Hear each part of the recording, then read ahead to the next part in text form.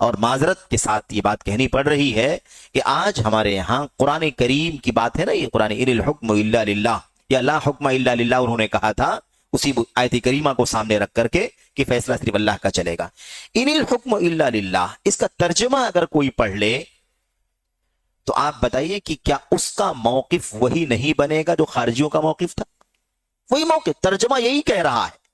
اس لفظ کا ترجمہ یہی کہہ رہا ہے کہ بے شک صرف اور صرف فیصلہ کس کا ہے؟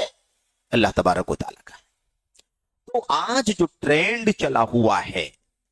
ورڈ ٹو ورڈ قرآن کا، ورڈ ٹو ورڈ ٹرانسلیشن، ہمارے بہت سارے بھائی اس کو اچھا سمجھتے ہیں، کہتے ہیں ماشاءاللہ کتنی اچھی چیز ہے ورڈ ٹو ورڈ قرآن کریم کو ایک ایک لفظ کا معنی بتا بتا کر کے لوگ سمجھ رہے ہیں۔ ایسے کوئی ملے گا تو کہتا ہے بھائی 2 مہینے میں ماشاءاللہ ہم نے 15 پارہ قرآن کریم کو سمجھ لیا ہے۔ کوئی کہتا ہے کہ ہم نے 4 مہینے میں پورا قرآن کریم پڑھ لیا، اس کا معنی سمجھ لیا، اس کے الفاظ کو سمجھ لیا، اس کے روٹ کو سمجھ لیا۔ میرے بھائیوں، یہ کوئی عربک لٹریچر کی کتاب نہیں ہے قرآن کریم کہ آپ نے الفاظ کے معنی پڑھ لیے تو مسئلہ حل ہو جائے گا۔ عربی زبان میں ضرور ہے، لیکن اب اس زبان سے ہٹ کر کے اللہ کا پیغام ہے، اللہ کا کلام ہے، کوئی لٹریچر کی کتاب نہیں ہے، عربی زبان کی کتاب نہیں، عربی ادب کی کتاب نہیں ہے، بلکہ عربی زبان میں اللہ کا پیغام اترا ہے، اللہ کے بندوں کے نام۔ تو ورڈ ٹو ورڈ ٹرانسلیشن کا ایک بہت بڑا نقصان یہ ہے کہ لوگ الفاظ کے معنی پڑھا کر کے سمجھتے ہیں کہ ہم نے قرآن کریم کو سمجھ لیا۔ اسی لیے ایک طبقہ ایسا بھی ہمارے بیچ میں ہے میرے بھائیوں جو سمجھتا ہے کہ قرآن کریم کو پڑھنے کے لیے ڈکشنری کافی ہے، قرآن کریم کو سمجھنے کے لیے اس ڈکشنری، عربک ڈکشنری لے لی جائے، عربک ٹو عربک ہو، عربک ٹو اردو ہو، عربک ٹو انگریزی ہو یا کسی اور زبان میں ہو، ڈکشنری لے لی جائے اور اسے الفاظ کے معنی دیکھ لیے جائیں اور الفاظ کے معنی دیکھ کر کے قرآن کریم سمجھ لیا جائے گا۔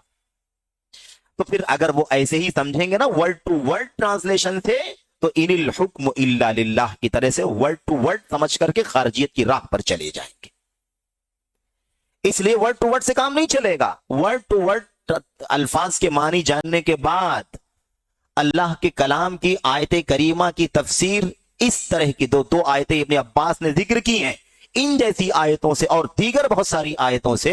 اور اس طرح کی متعدد احادیث کی روشنی میں ہمیں اللہ کے کلام کی آیت کریمہ کو سمجھنا ہوگا۔